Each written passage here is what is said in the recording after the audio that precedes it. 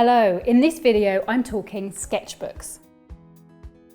So how do you choose a sketchbook? There are hundreds of them out there, and depending on what exactly your priorities are, your perfect sketchbook might be different to mine.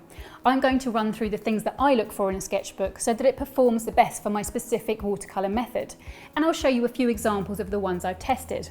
Firstly, you're going to want your sketchbook to offer you a way of easily reviewing your work so that you can assess all that great progress that you're making through your practice. So that means that you want your sketchbook to be bound, either stitched or wire bound, where you can work on both sides of the paper like a book, rather than glued watercolour pads like these ones, which are really designed for you to just work on one side and then tear the sheet of paper off. So what about the paper itself?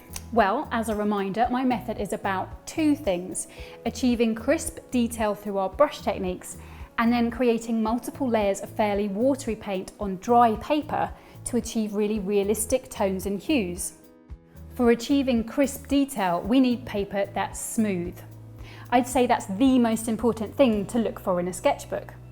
And sadly, that actually rules out sketchbooks which say that they're designed specifically for watercolour, because official watercolour sketchbooks all seem to have cold pressed or rougher texture to the paper, which is not what we want for this method.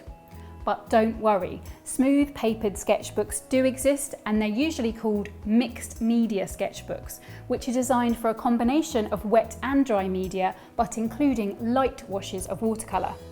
Of course, not all mixed media sketchbooks are the same, and not all are as good to use when layering. To layer like I do, we need the paper to be robust so that it can cope with being painted on several times without it buckling too much or the surface getting damaged. And we want a decent level of absorbency so that the paper dries fairly quickly. In short, we want a high quality paper, but at a decent price. At the cheaper end of things, we have Cartridge paper, which is the cheapest smooth paper option. But it's thin or lightweight at about 130 grams per square metre or GSM.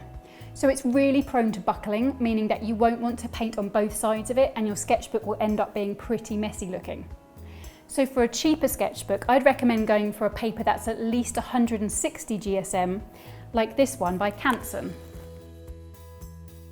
It's still likely to want to buckle, but you can deal with that by clipping your pages tight as you paint. So this could be a decent option if price is your top consideration. At the most expensive end, we have something like this beautiful sketchbook here by Strathmore.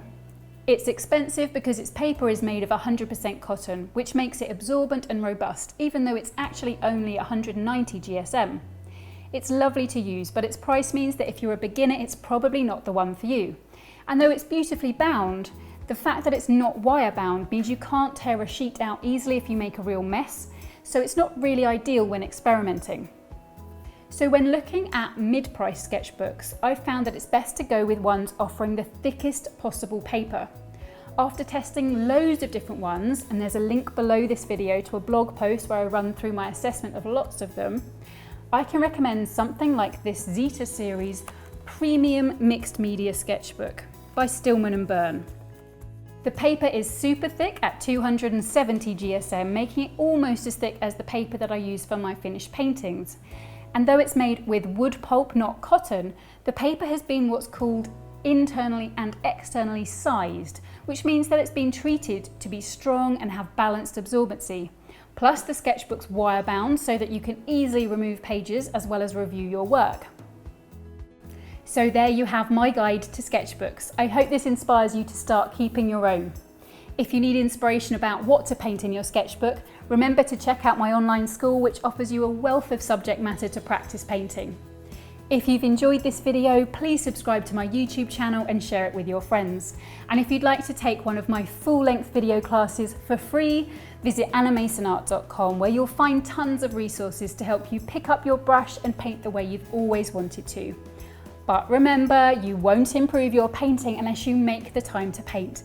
So be sure to schedule in some me time this week and start working in that sketchbook. Thanks so much for watching, and I'll see you soon to help you create watercolours with wow. Sketchbooks.